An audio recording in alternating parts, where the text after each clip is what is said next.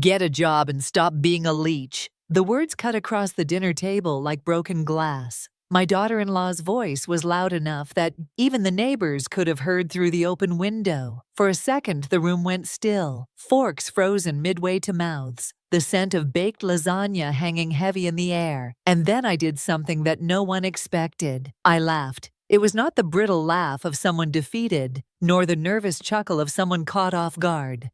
It was deep, steady, and strangely liberating, because in that single moment, Sabrina had revealed herself more clearly than in the past 4 years of insults, sighs, and pointed silences. What she did not know, what none of them knew, was that I was worth more than $5 million.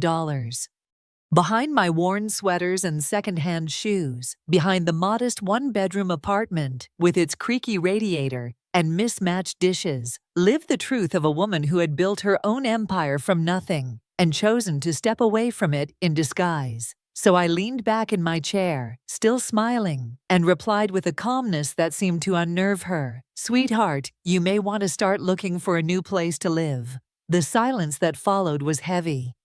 My son Caleb stared at me with wide eyes, his fork clattering softly against his plate. He looked at Sabrina, then back at me, unsure which way to turn. The irony was almost unbearable. This house, with its polished floors and suburban charm, had been purchased with my money years ago. They had never known the deed bore my name. Tonight, sitting at their table, like an unwelcome guest, I realized that the time for pretense was drawing to an end. I forced myself to focus, to remember why I had chosen this strange life. For years I had told myself the lie that I was struggling, that I had nothing left. It was the lie I needed to tell so I could see who my son had become and who he had chosen to love. The dinner invitation had come earlier that week, Caleb's voice hesitant on the phone, Sabrina's sharp whispers in the background. "Mom, come for dinner Friday night. Sabrina is making her famous lasagna." Famous, he had said. I nearly laughed then, too.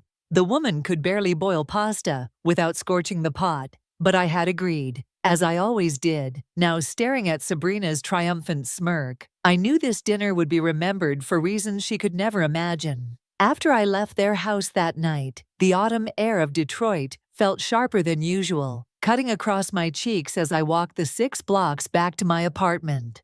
The streets glowed with the orange of dim streetlights, and every step echoed with a question. How much longer could I keep living this lie? My building looked tired, just like me. The bricks were chipped, the elevator creaked when it worked at all, and the hallway always smelled faintly of old paint. I unlocked the door to my unit, stepping into the carefully staged poverty I had built around myself. The sagging sofa bought from a thrift shop. The chipped coffee table rescued from a garage sale. The faded curtains that let too much of the street light in. All of it intentional. A costume I wore every day. I had money, more than enough to live anywhere in Detroit. I could have taken a condo with glass walls overlooking the river, or a house in Grosse Pointe with manicured lawns and a private driveway. But instead I lived here, and every second of it was by choice. It had started after Harold, my husband, walked out when Caleb was barely 8. He left with a suitcase, a younger woman, and no backward glance. I swore then that I would never depend on another soul for survival. Through sheer willpower, I built a small logistics company from nothing, hauling freight, hiring drivers, working night and day until it grew into something real. By the time I sold it, the contract was worth millions. I thought I had won, but winning came with its own price. When people know you are wealthy, they smile differently. They look at you like an opportunity, not a person. And after Harold, I needed to know if anyone, especially my son, would still see me as Marian, the mother who sacrificed.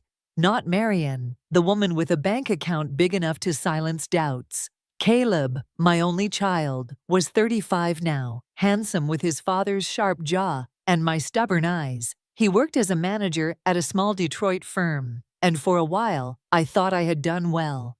Until Sabrina entered his life. At first I wanted to believe she loved him, but it was the little things. her sideways glances at my clothes, her polite but pointed questions about whether I still drove a car, the way she sighed whenever I mentioned Caleb's childhood, as if my memories were inconveniences to her story. She made sure, little by little, that I felt like an outsider. Even at dinner that night, I noticed the details. My plate was chipped, while theirs gleamed. My glass mismatched.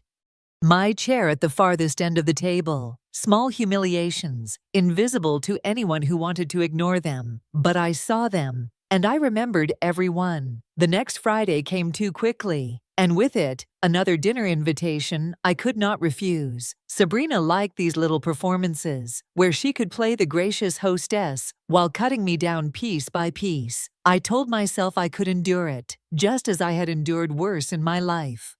But something in me already knew that this evening would be different. The dining room table glittered with polished silverware and wine glasses that caught the chandelier light. Sabrina moved about with theatrical gestures, wearing a fitted red dress that shouted for attention. Caleb sat across from me, shoulders tense, eyes darting between us like a man waiting for a storm he knew was coming. We spoke of harmless things at first. Caleb's work deadlines, the weather in Detroit, Sabrina's latest yoga retreat. But then her smile sharpened, and she turned the conversation to me. "Marian," she said sweetly, her voice carrying that razor edge, "have you considered finding something useful to do? A job, maybe?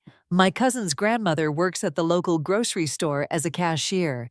It keeps her busy and gives her a little spending money." I set my fork down slowly, as if it weighed 10 pounds. A grocery store cashier.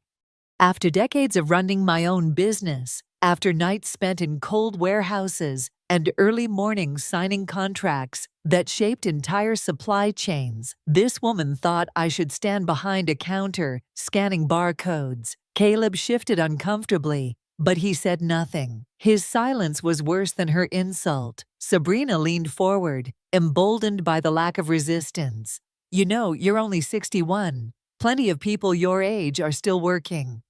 It's not healthy to just sit in that tiny apartment all day. Caleb and I want to start a family soon. We can't keep carrying the weight of someone who refuses to contribute." The words landed like blows, each one calculated, cruel.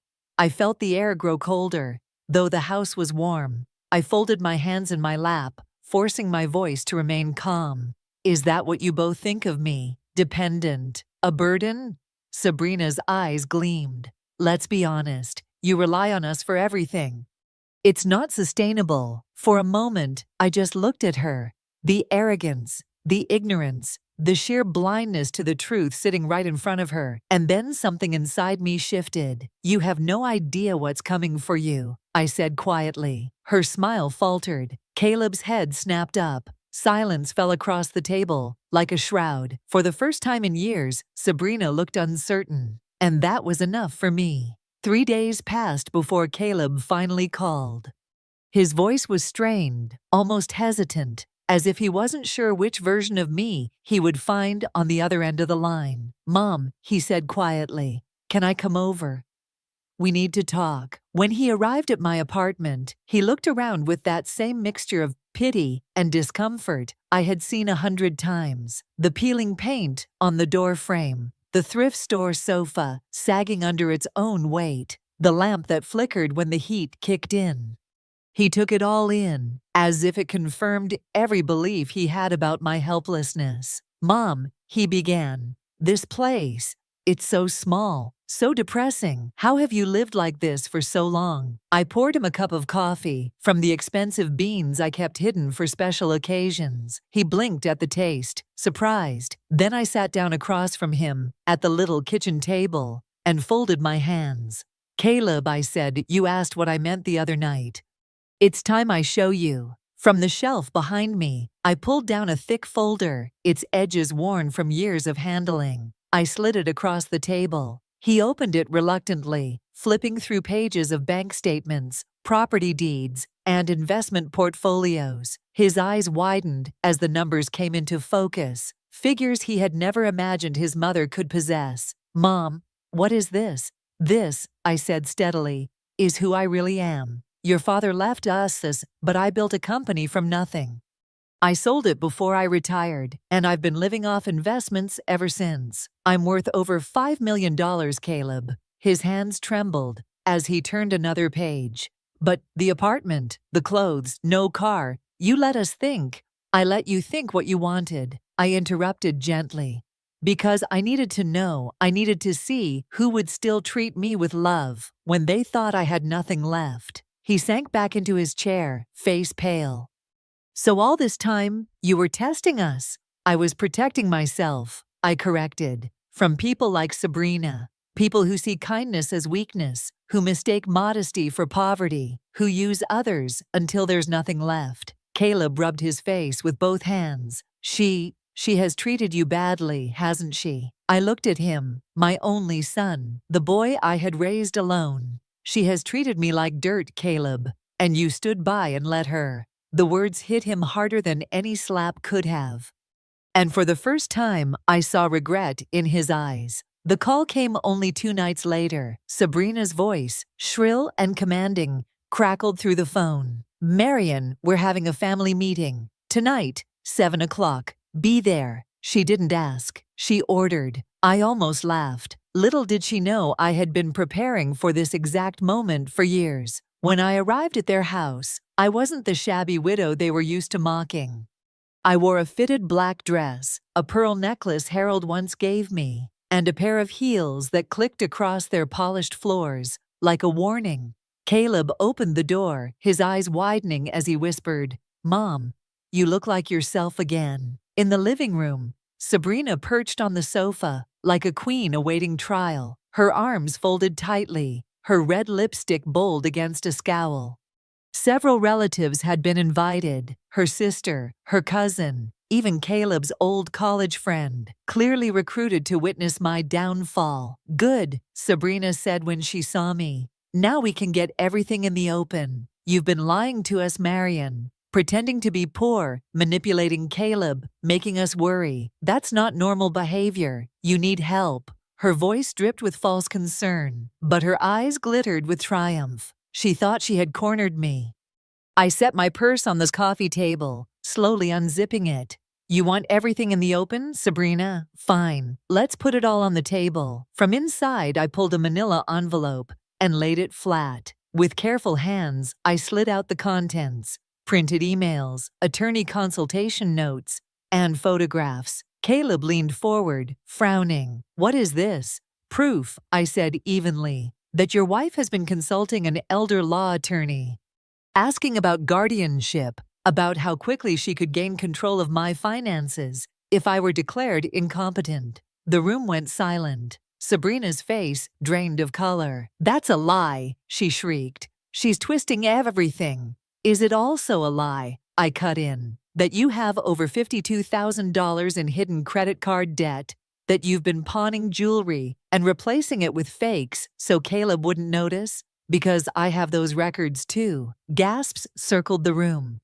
Sabrina's sister looked away, embarrassed. Caleb froze, staring at his wife as though seeing her for the first time. I reached for the final piece of paper, holding it up for everyone to see. "And here's the deed to this house. My name is on it. Not yours, not Caleb's, mine. You've been living at Bethlehem, system that's under my roof, Sabrina, as my guest. And tonight, your time here is over." Sabrina's eyes widened in horror. She had built her throne on sand, and the tide had finally come in. Sabrina didn't leave quietly. She never would. The night I revealed the deed and the debt, she stormed upstairs in a fury, slamming doors and throwing clothes into a suitcase. Her sister followed behind her, whispering frantically, but Sabrina's rage echoed through the house like thunder. 30 minutes later, she marched out with her luggage, tossing me a glare so venomous it could have cut glass. "This isn't over," she hissed before the door slammed shut, and she meant it. The very next morning, the phone calls began. First Caleb's aunt, then his cousin, then even an old neighbor. Each repeated the same story. Poor Sabrina, victim of a cruel, manipulative mother-in-law who had secretly lied about everything. They said I had humiliated her, thrown her out, even threatened her safety. I listened, silent, to each accusation. I didn't defend myself. Let them reveal where their loyalties lay. But Sabrina wasn't content with gossip. Within days, her version of events flooded social media. Carefully crafted posts with blurry photos of my modest apartment appeared online, captioned with phrases like, "Elder abuse is real," and "Some women are so twisted they destroy their own families." Friends and strangers showered her with sympathy. Comments poured in, condemning me as heartless and ungrateful. Caleb showed me one post on his phone, his face pale. "She's painting you as a monster," he whispered. "That's because she's cornered," I said calmly. "A cornered person lashes out, and when they lash out, they make mistakes." But I underestimated just how far Sabrina was willing to go. One gray Tuesday afternoon, my phone rang. The caller ID showed an unfamiliar number. "Mrs. Blake?" A firm female voice came through. "This is Detective Karen Lopez with the Detroit Police Department. We've received a complaint regarding allegations of elder abuse and financial exploitation. I need you to come down to the station to answer some questions." For the first time in years, a chill ran down my spine. Sabrina had crossed the final line. I thanked the detective, hung up, and sat very still. The walls of my shabby apartment seemed to close in around me. But I refused to panic. Instead, I reached for my phone again and dialed the one number I trusted without question. "Jonathan," I said when my attorney answered, "we have a situation.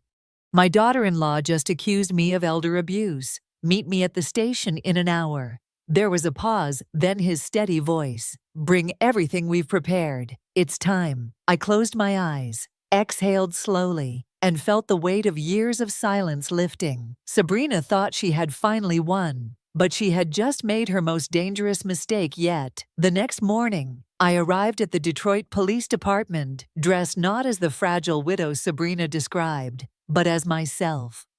A navy dress, pearl seal earrings, hair neatly pulled back. Beside me walked Jonathan Reeves, my attorney of nearly 20 years, carrying a leather briefcase that held the truth. Detective Karen Lopez greeted us in a small interview room. Her eyes flickered with surprise when she saw me. Healthy, confident, far from the vulnerable old woman Sabrina had painted. She cleared her throat, shuffling papers. "Mrs. Blake, your daughter-in-law, Sabrina, has filed a report.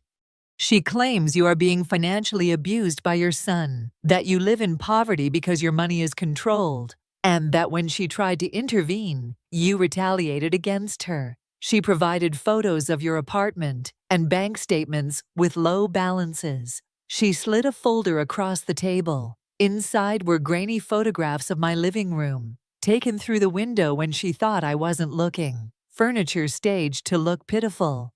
Bank statements from my small expense account that rarely held more than a few $100s. Jonathan leaned forward. "Detective, may we present our own evidence?" I opened my folder and laid out my true financial records. Investment portfolios, property deeds, trust accounts, all current, all legally documented. The detective's eyes widened as she scanned the numbers. "This shows us assets of over $5 million, she murmured. "Correct," Jonathan said. "My client chooses to live modestly. She is in full control of her finances. There is no abuse. In fact, the only exploitation here has been attempted by the complainant." I slid another set of papers across the table, emails and consultation notes from the elder law attorney Sabrina had contacted. "She wasn't worried about my welfare," I said quietly. "She wanted to know how quickly she could obtain guardianship over me and liquidate my assets." The detective's brow furrowed. "These are serious accusations. They're documented facts," Jonathan replied. "She also has over $50,000 in hidden debt. She pawned jewelry, replaced it with fakes, and spread rumors of my mental decline. This police report is nothing but a desperate attempt to cover her tracks." Detective Lopez sat back, tapping her pen against the table. "If what you've shown me checks out, Mrs. Blake, then Sabrina has filed a false report, a felony. That means she could face arrest herself." I felt a calmness settle over me. Detective, I would like her prosecuted to the full extent of the law, and I want a restraining order keeping her away from me and my son. The detective nodded firmly. You'll have both. 2 hours later, sir, my phone buzzed with a message from Caleb. His words were short, but they carried the weight of years of blindness finally lifting. They arrested her.